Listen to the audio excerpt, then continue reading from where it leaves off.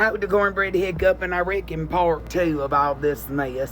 And of course, if you see it on YouTube and not TikTok, that means it's still under review on TikTok. Now, to kind of pick up where we left off, you guys, again, it is entirely too much to unpack, and I'm just not going to trigger myself to that level when it's concerning her. She's not worth it. Most of you already know the backstory. It's been following me a hot minute, so we're just going to pick up where we left off. Now, we done got Mama in the ground and all that good mess, right? And she's done went on her crazy charades. I was really shocked Jessie didn't come out of the closet almost immediately after Mama passing, but it took a little more than a year, about a year and a half. Well, Mama died May 15, 2018. Jessie come out of the closet 2 weeks before Christmas 2019. And I know that because that's when I married my ex-abuser. And who did she call first? Me, her estranged sister that she hated and wanted nothing to do with and had been smearing all these lies about for years. She was going to put her old man out, and they was living with my dad at the time because, you know, they burnt down my house, supposedly. And using him up left and right, but she couldn't confide in him because he's a minister, a man of God, and she knew he wouldn't approve of it. And I sat and talked to her that night for hours. Okay, letting her know, even though I don't agree with it. And that's where I'm going to put this out there. Those that's followed me for a long time doesn't know how I feel about it at all. I just agree to disagree. Do I love anybody that is? Yes. Do we have plenty friends and family that's in the community? Yes. Do I love them all? Yes. Do I talk to them? Yes. But I don't agree with it. And I have a very close friend on here that I absolutely love as a trans woman, and that's June, and she will tell you the same thing. When it comes to our opinions, we're going to disagree on most everything, political, religion, you name it. We're going to disagree on most all of it. But we're good friends because we actually know how to agree to disagree, much like with most anybody else on here that I'm friends with. Most definitely don't mean I hate you or automatically put your soul in hell. That ain't my job. That's the good Lord's. So, getting that out the way right now, just in case there's any confusion. And as long as I'm respected, you're going to be respected. And I have never, not once, forced anything down anybody's throat, and you ain't going to force not another thing down mine. Okay? Any Mahoodle, back to the story. She takes him back like 2 days later just to kick him out again. Quite literally the week before Christmas. Then she takes off on New Year's Eve with some heifer she met for the first time and screwed her and moved her in. The thing is, apparently, the girl that she screwed had an 8-ball in her cooter and got Jessie addicted to coon cat and crack at the same time. I be dang dummy. You can't make this mess up. You remember Jessie, the one that claimed she was a nurse. She worked at the Dollar General and Subway. And said she couldn't be a nurse no more because of all the death and dying and heartaches, and she wanted to be a vet tech, where you deal with that every day, literally. And y'all all know about her using my daddy. She totals out her vehicle. My daddy gets a truck, puts it in his name even though he thought he was co-signing. The dealership she worked at, between her and them, they made sure that went all in my daddy's name, and then she only paid literally a half a note one time, and that was it. Fast forward, she goes to jail, she gets out, she comes lives with me. I'm driving the truck and paying for it.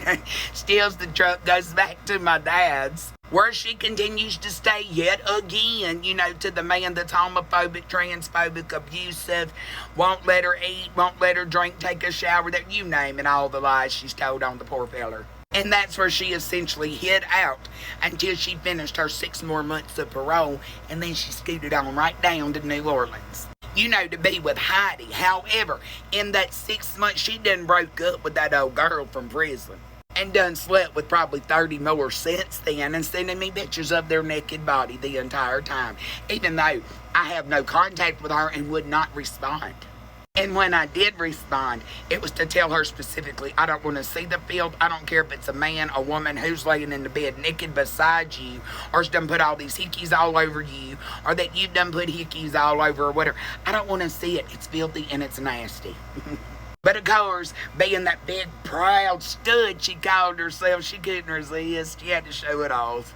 And Heidi, if you don't believe me, if you message me, I can give you distinguishing marks on your body. I'm sure I wouldn't know them otherwise. And anybody else that screwed my sister, I guarantee you I can describe you to a T too. Now, I've maintained no contact with her, right, up until me and the ex busted up the last time. And I had to move to Alabama. She contacts me with this made-up story that some girl messaged her claiming she had my iPad and she was trying to find me to give it back to me. Never happened. I quite literally left Houma, Louisiana and didn't stop till I got to Northwest Alabama. Then she claimed I stole that iPad, that it was hers.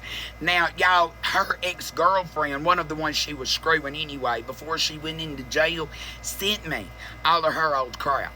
Catahoula Parish Sheriff's Department has every bit of that in evidence. Well, minus the iPad. My ex-husband busted it and it went in the trash. Why? Because we had people showing up at the house and calling my number non-stop. And when we was able to get into the iPad and see, we figured out why. Real quick.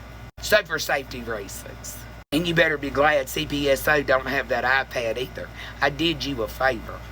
Not that they did a great job anyway, because when we went to go pick up that truck after they impounded it, they missed your dope in the bottom console and your Nikki pictures that would look like little minor girls. Yeah, I said it on here, I sure did.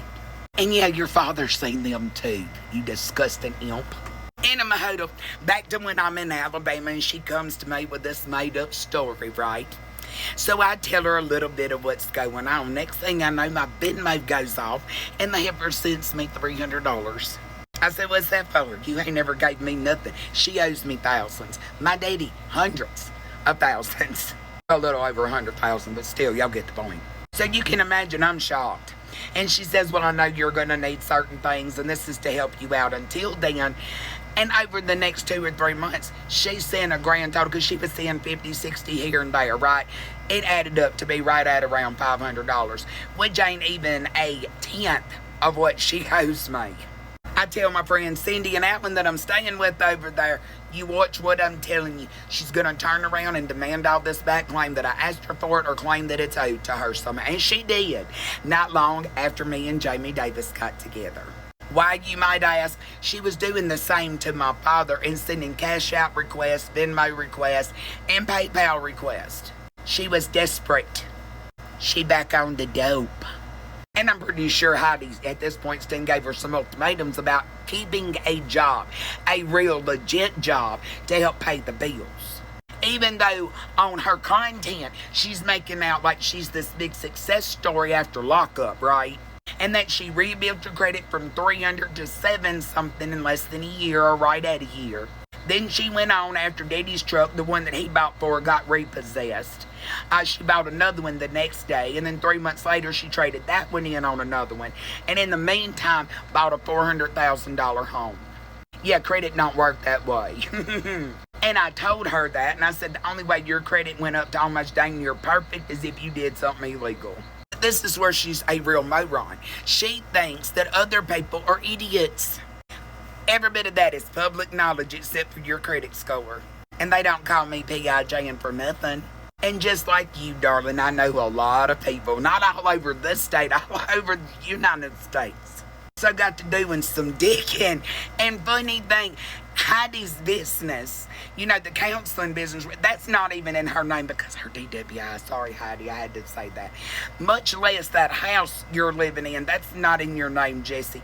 And neither was either of them trucks. They was either in your old lady's name or your old lady's mother's name.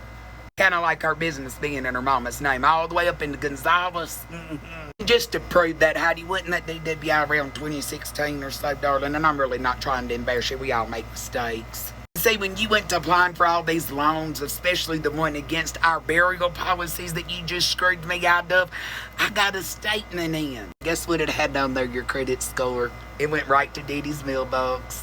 Now, how did you get any kind of loans with that credit score barely being over 500, darling? Well, 2 of them was below 500. Only 1 was above 500 that they sent you. Only thing you've been successful at since prison is lying on the interweb and people believing you and your old lady. Which I'm assuming she finally got enough of it and decided to kick rocks too. Then here comes all of your drive bigging and you're back in your truck, your safe space. You done broke your hip. You know some people feel sorry for you and give you money so you don't lose that new truck. Because I'm sure much like that house, you only have so much time to pay for it or get out. And I'm going to say it one more time. It ain't got crap to do with you being transgender. All of this is because you're just a piece of crap, period. Ho ho.